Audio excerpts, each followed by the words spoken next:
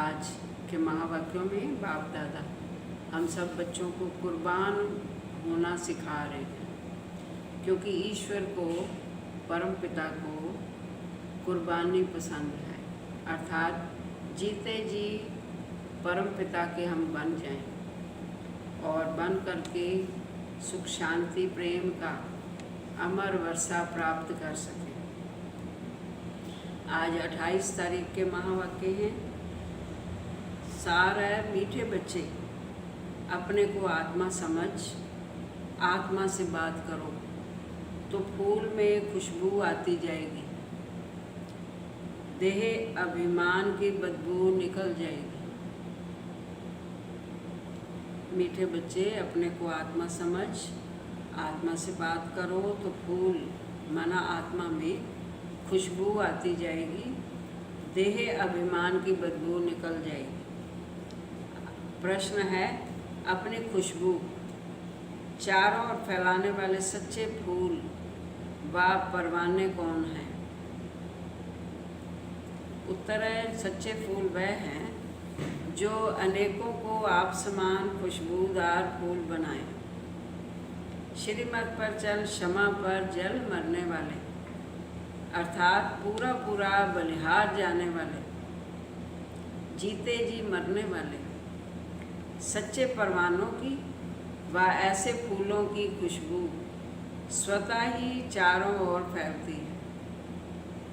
गीत है, महफिल में जल उठी क्षमा, ओम शांति। जैसे परवानों ने गीत सुना, परवाने कहो व फूल कहो, बात एक ही है। बच्चे समझते हैं हम सचमुच परवाने बने हैं या सिर्फ फेरी पहनकर चले जाते हैं, क्षमा को भूल जाते हैं। हर एक को अपने दिल से पूछना है, हम कहाँ तक फूल बने और ज्ञान की खुशबू फैलाते हैं। अपने जैसा फूल किसी को बनाया है, ये तो बच्चे जानते हैं। ज्ञान का सागर बाप है, उनकी कितनी खुशबू है। जो अच्छे फूल व परवाने हैं, उनकी जरूर अच्छी खुशबू आएगी। वह सदैव खुश रहेंगे, औरों को भी आप समान फूल व परवाने बनाएंगे। फूल नहीं तो कली बनाएंगे। पूरे परवाने वह हैं जो जीते जी मरते हैं, बलि चढ़ते हैं अथवा ईश्वरीय औलाद बनते हैं। कोई साहूकार किसी गरीब के बच्चे को गोद में लेते हैं तो बच्चों को साहूकार की गोद में आने से फिर वही माँ बाप याद आते रहते हैं और गरीब की याद भूल जाएगी। जानते हैं हमारे माँ बाप गरीब हैं, परंतु याद साहूकार माँ बाप को करेंगे जिससे धन मिलता है। साधु सन्यासी आदि हैं, वे साधना करते हैं मुक्ति धाम में जाएं। सब मुक्ति के लिए ही पुरुषार्थ करते हैं, परंतु मुक्ति का अर्थ नहीं समझते। कोई कहते हैं ज्योति ज्योत समाएंगे, कोई समझते हैं पार निर्वाण धाम जाते हैं। निर्वाण धाम में जाने को ज्योति में समाना या मिल जाना नहीं कहा जाता। तुम समझते हो हम दूर देश के रहने वाले हैं, इस गंदी दुनिया में रहकर क्या करेंगे? बच्चों को समझाया है, जब कोई से मिलो तो ये समझाना पड़े कि ये बना बनाया ड्रामा है। सतयुग, त्रेता, द्वापर, कलयुग, फिर है ये संगम युग। ये भी समझाया है, सतयुग के बाद त्रेता का संगम होता है, वह युग फिरता है और ये कल्प फिरता है। सतयुग के बाद त्रेता का संगम युग फिरता है और ये अभी का संगम यहाँ कल्प फिरता है। कल्प दोबारा से नए सिरे से शुरू होता है। बाप युगे युगे नहीं आते हैं जैसे मनुष्य समझते हैं।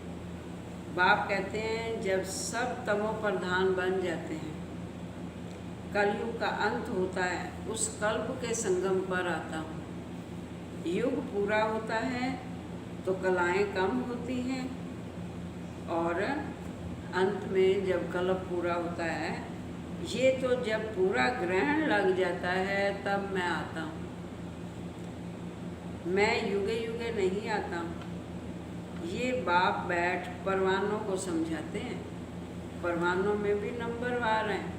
कोई तो जल मरते हैं, कोई फेरी पहनकर चले जाते हैं। श्रीमत पर तुम ही चल सकते हो। अगर कहाँ भी श्रीमत पर ना चले तो माया पछाड़ती रहेगी, हराती रहेगी। श्रीमत का तो बहुत गायन है। क्या गायन है? श्रीमद् भागवत गीता कहा जाता है। शास्त्र तो बाद में बैठ जिन्होंने बनाए तो उस समय बुद्धि रजो होने कारण समझा कि कृष्ण द्वापर में आया। शिव बाबा कह रहे हैं, मैं आता ही तब हूँ जब आदि सनातन देवी देवता धर्म प्राय लोप हो जाता है, बाकी सब धर्म रहते हैं। ऐसे नहीं कि वह देवता धर्म वाले मनुष्य गुम हो जाते हैं, परंतु ये भूल जाते हैं हम देवी देवता धर्म के थे। अपना हिंदू धर्म कह देते हैं। ये भी ड्रामा में नूंद है। जब भूले तब तो फिर मैं आकर देवी देवता धर्म की स्थापना करूं। ये एक ही बाप है जो आकर दुख धाम से सुख धाम का मालिक बनाते हैं। तुम कहेंगे अभी हम नर्क के मालिक हैं। दुनिया को तमो प्रधान तो बनना ही है। सब पतित हैं, तब तो पावन के आगे जाकर नमस्ते करते हैं। अब बाप कहते श्रीमत पर चलो, जन्म जन्मांतर का बोझा सिर पर बहुत है, नहीं तो त्राही त्राही करना पड़ेगा। वह तो समझते हैं आत्मा निर्लेप है, परंतु नहीं, आत्मा ही सुख दुख देखती है, ये कोई समझते नहीं। बाबा बार बार समझाते हैं मंजिल बहुत भारी है, नहीं कि दुख भी बाप ही देते हैं। कभी बाप बच्चों को दुख नहीं देंगे। बच्चे अपनी उल्टी चलन से दुख पाते हैं। बाप दुख नहीं दे सकते। कहते भी हैं हे भगवान बच्चा दो, कुल वृद्धि को पाएगा। बच्चे को बहुत प्यार करते हैं। बच्चा नहीं है तो चाहना रखते हैं और बच्चे को फिर बहुत प्यार करते हैं। बाकी दुख अपने कर्मों का ही पाते हैं। अब बाप तुम बच्चों को बहुत सुखी बनाते हैं। कहते हैं श्रीमत पर चलो, आसुरी मत पर चलने से तुम दुख पाते हो। बच्चे बाप अथवा टीचर अथवा बड़ों की आज्ञा ना मानने से दुखी होते हैं, दुखदाई बनते हैं। दुखदाई खुद बनते हैं, माया के बन पड़ते हैं। ईश्वर की मत अब ही तुमको मिलती है। ईश्वरीय मत की रिजल्ट 21 जन्म चलती है, फिर आधा कल्प माया की मत पर चलते हैं। ईश्वर एक ही बार आकर मत देते हैं। माया तो आधा कल्प से मत देती ही रहती है। बाप एक ही बार मत देते हैं, श्रीमत देते हैं। माया की मत पर चलते 100% दुर्भाग्यशाली बन पड़ते हैं। तो जो अच्छे अच्छे फूल हैं वह उसी खुशी में सदैव मस्त रहेंगे। नंबरवार है ना। परवाने कोई तो बाप के बन श्रीमत पर चल पड़ते हैं। गरीब ही अपना पोता मेल लिखते हैं। साहूकारों को डर लगता है। कौन सा डर लगता है? कि यहाँ हमारे पैसे ले ना लेवें। साहूकारों के लिए बड़ा मुश्किल है। बाप कहते हैं मैं गरीब निवाज हूँ। दान भी हमेशा गरीबों को ही दिया जाता है। सुदामा की बात है ना, चावल चपटी ले उनको महल दे दिए। तुम हो गरीब। समझो कोई के पास 25-50 रुपया है, उनमें से 20-25 पैसे देता है। साहूकार 50,000 दे तो भी इक्वल हो जाता है। इसलिए गरीब निवाज नाम गाया हुआ है। साहूकार लोग भी कहते हैं हमको फुर्सत नहीं मिलती क्योंकि पूरा निश्चय नहीं है। तुम हो गरीब, गरीबों को धन मिलने से खुशी होती है। बाबा ने समझाया, यहाँ के गरीब वहाँ साहूकार बन जाते हैं और यहाँ के साहूकार वहाँ गरीब बन जाते हैं। कई कहते हैं हम यज्ञ का ख्याल रखें या कुटुंब का ख्याल रखें। बाबा कहते हैं तुम अपने कुटुंब की बहुत अच्छी संभाल करो। अच्छा है जो तुम इस समय गरीब हो। साहूकार होते तो बाप से पूरा वर्षा ले नहीं सकते। सन्यासी ऐसे नहीं कहेंगे, वह तो पैसे लेकर अपनी जागीर बनाते हैं। शिव बाबा थोड़ी बनाएंगे। ये मकान आदि सब बच्चों ने अपने लिए बनाए हैं, धन खर्च किया है तो अपने लिए बनाए हैं। ये किसकी जागीर नहीं है, ये तो टेम्परेरी है, क्योंकि अंत समय बच्चों को यहाँ आकर रहना है। हमारा यादगार भी यहाँ है, तो पिछाड़ी में यहाँ आकर विश्राम लेंगे। बाप के पास भागेंगे, वह जो योग युक्त होंगे उन्हों को मदद भी मिलेगी। बाप की बहुत मदद मिलती है। तुमको यहाँ बैठ विनाश देखना है। जैसे शुरू में बाबा ने तुम बच्चों को बहलाया, फिर पिछाड़ी में बहलाना शुरू करेंगे। बहुत प्यार करेंगे, जैसे बैकुंठ में बैठे हैं। बहुत नज़दीक होते जाएंगे, बस हम जाकर प्रिंस बनेंगे। ऐसी अवस्था हो जाएगी कि स्वर्ग के पास बिल्कुल पहुंचने वाले हैं और ये स्मृति पक्की होती जाएगी। हम जाकर प्रिंस बनेंगे। किस्म किस्म के फूल हैं। हर एक बच्चे को समझना चाहिए कितनी मैं ज्ञान की खुशबू दे रहा हूँ। किसको ज्ञान और योग की शिक्षा देता हूँ, जो करते हैं वे अंदर प्रफुल्लित रहते हैं। बाबा जान जाते हैं कि ये किस अवस्था में रहते हैं। इनकी अवस्था कहाँ तक डेवलप करेगी। डेवलप माना अवस्था उन्नति को उनकी पाएगी जो परवाना बन चुका होगा। बाप समझाते हैं माया के तूफान तो बहुत आएंगे, उनसे अपने को बचाना है। अभी ये राजयोग परमपिता परमात्मा आकर सिखलाते हैं। परमात्मा आकर आत्माओं को समझाते हैं। आत्मा को ज्ञान है, मैं आत्मा अपने इस ब्रदर आत्मा को समझाती हूँ। जैसे परमात्मा बाप हम आत्मा बच्चों को समझाते हैं, हम भी आत्मा हैं। बाबा हमको सिखलाते हैं, हम फिर इन आत्माओं को समझाता हूँ। परंतु ये आत्मापन का निश्चय ना होने से अपने को मनुष्य समझ मनुष्यों को ही समझाते हैं। मैं परमात्मा, तुम आत्माओं से बात करता हूँ। तुम आत्मा को सुनाते हो। ऐसे तुम देही अभिमानी होकर किसको सुनाएंगे तो वह तीर झट लगेगा। अगर खुद ही देही अभिमानी नहीं रह सकते तो धारणा करा नहीं सकते। ये बड़ी ऊंची मंजिल है। बुद्धि में ये रहना चाहिए कि हम इन ऑर्गन से सुनते हैं। बाप कहते हैं हम आत्माओं से बात करते हैं। आत्माओं मानो बच्चों से बात करते हैं। बाबा का फरमान है अशरीरी बनो, शरीर से बगैर अपने को अनुभव करो। देह अभिमान छोड़ो, मेरे को याद करो। ये बुद्धि में आना चाहिए। हम आत्मा से बात करता हूँ, शरीर से नहीं। भल फीमेल है, उनकी भी आत्मा से बात करते हैं। तुम बच्चे समझते हो हम बाबा के तो बन गए, परंतु नहीं, इसमें बड़ी सूक्ष्म बुद्धि चलती है। कौन सी? मैं आत्मा हूँ, मैं इनकी आत्मा को समझाता हूँ। ये हमारा भाई है, इनको रास्ता बताना है। आत्मा समझ रही है, ऐसे समझो तब आत्मा को तीर लगे।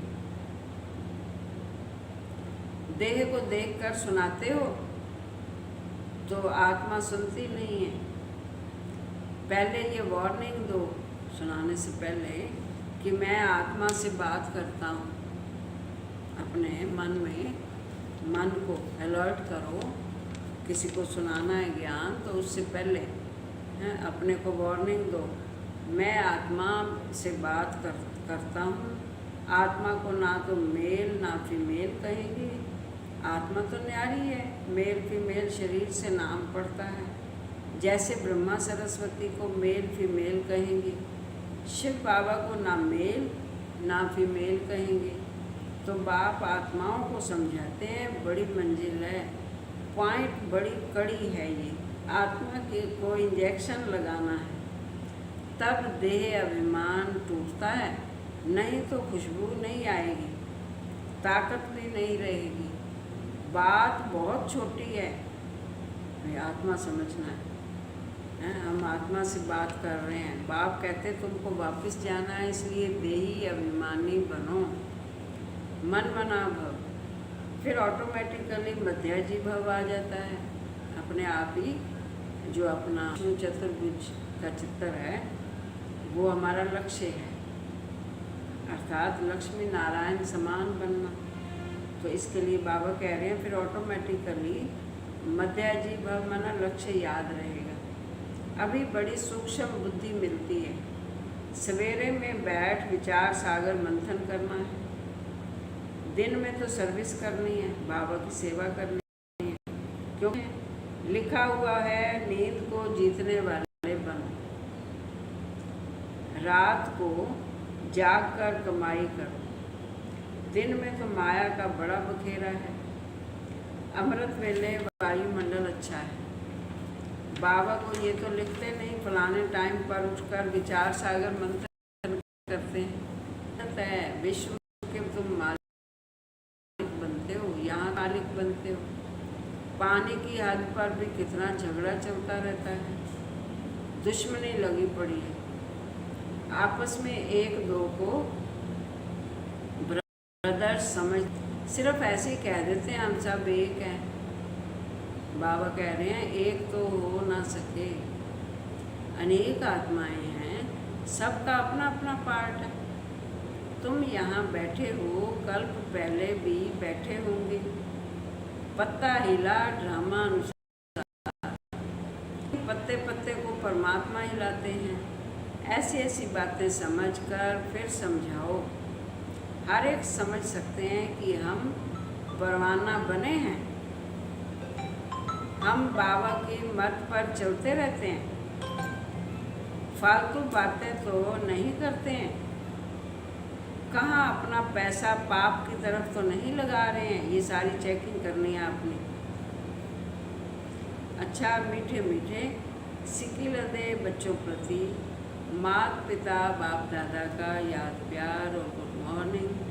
रूहानी बाप की रूहानी बच्चों को नमस्ते। हम रूहानी बच्चों की रूहानी बाप दादा को याद प्यार, गुड मॉर्निंग और नमस्ते जी। धारणा के लिए मुख्य सार है, पहली पॉइंट है स्वयं को आत्मा समझ, आत्मा से बात करनी। देही अभिमानी बनकर सुनने सुनाने से धारणा अच्छी होगी। दूसरी पॉइंट है नींद को जीतने वाला बनना है। रात को जागकर कमाई करनी, विचार सागर मंथन करना है। किसी भी फालतू बातों में अपना समय नहीं गंवाना है। आज का सतगुरु बाबा का वरदान है, माया की नॉलेज से इनोसेंट